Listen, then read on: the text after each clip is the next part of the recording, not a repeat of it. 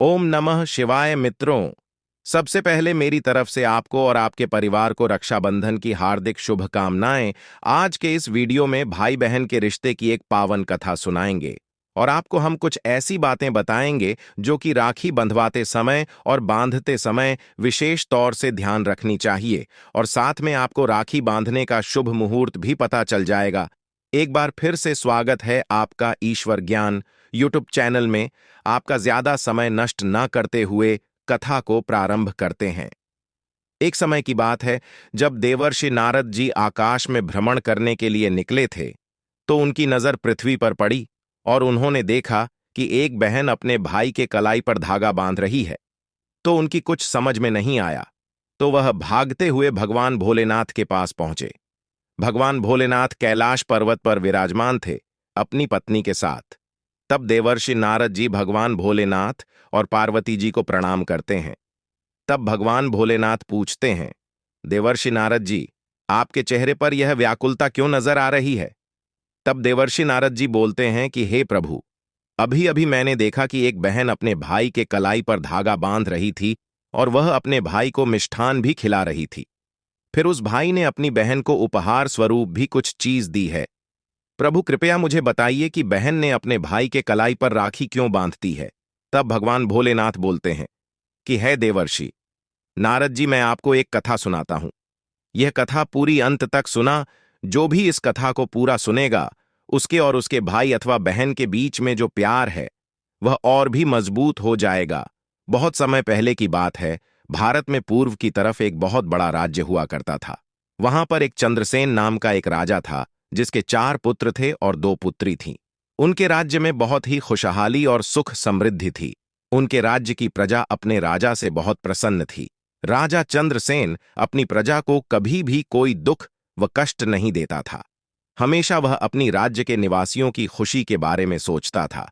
लेकिन एक समय ऐसा आया कि पड़ोसी देश में एक बहुत ही क्रूर राजा रहता था। उसकी नजर हमेशा चंद्रसेन की साम्राज्य पर थी। तभी एक टाइम पर ऐसा आया कि चंद्रसेन के बड़े बेटे की तबीयत खराब होने के कारण उसकी मृत्यु हो जाती है। उसका जो बड़ा बेटा था वह सभी विधाओं में परिपूर्ण था। तभी चंद्रसेन के बड़े बेटे की मृत्यु की खबर पड़ोसी राज्य के राजा को पता चल जाती है, तो वह अंदर ही अंदर बहुत ही प्रसन्न होता है और वह चंद्रसेन के साम्राज्य पर हमला करने की तैयारी करने लगता है। और यहां पर चंद्रसेन के साम्राज्य में दुख का माहौल छाया हुआ था, क्योंकि उन्होंने अपने बड़े पुत्र को खो दिया था। उनको अपने गुप्तचारों से पता चलता है कि पड़ोसी देश के राजा सीमा पर अपने सैनिकों के साथ युद्ध करने के लिए तैयार खड़े हैं। फिर राजा चंद्रसेन क्या ही करते हैं, अपने तीनों पुत्र को तैयार किया और अपनी सेना के साथ युद्ध करने के लिए निकलने ही वाले थे कि तभी राजा चंद्रसेन की दोनों बेटियां हाथों में थाल सजाकर उसमें चंदन का टीका और धागा लेकर आई और अपने भाइयों के हाथों पर उसको बांध दिया। तब भाइयों ने पूछा, यह क्या है? तू जो उनकी बहनें थी, उन्होंने बोला कि यह एक रक्षा सूत्र है, यह धागा आपकी रक्षा करेगा और युद्ध में आपको विजय दिलाएगा। फिर राजा चंद्रसेन और उनके तीनों पुत्र तथा अपनी सेना को लेकर युद्ध के लिए रवाना हो गए। तो पड़ोसी देश के राजा के साथ राजा चंद्र से ही सेनन के साथ भयंकर युद्ध चला। यह युद्ध 2 से 3 दिनों तक चला और अंत में राजा चंद्रसेन और उनकी सेना तथा उनके पुत्र ने विजय हासिल की।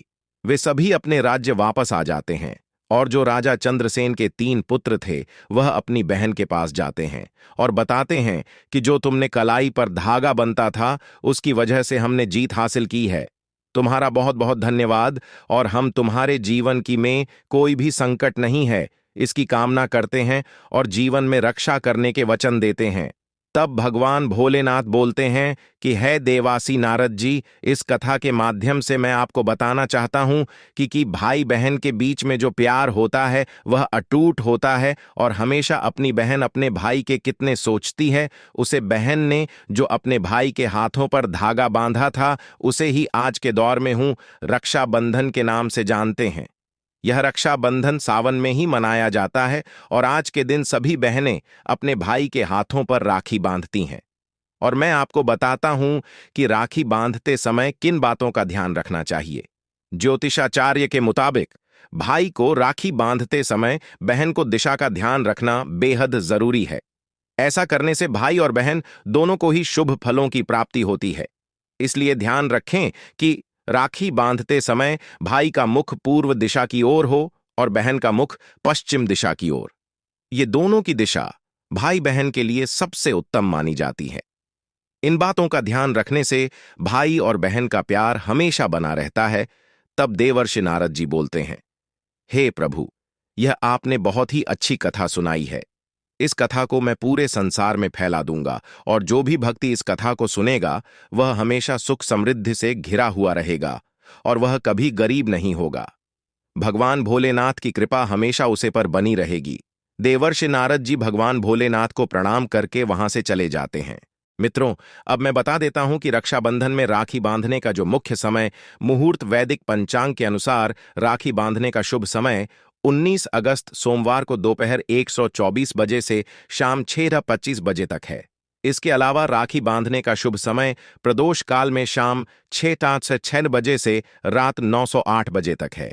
इस दौरान रक्षा सूत्र बांधने से भाइयों को लंबी उम्र के साथ सुख समृद्धि भी प्राप्त होती है।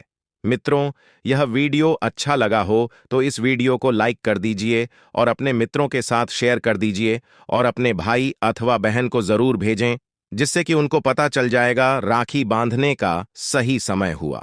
मुहूर्त कब है वीडियो देखने के लिए आपका दिल से बहुत बहुत धन्यवाद।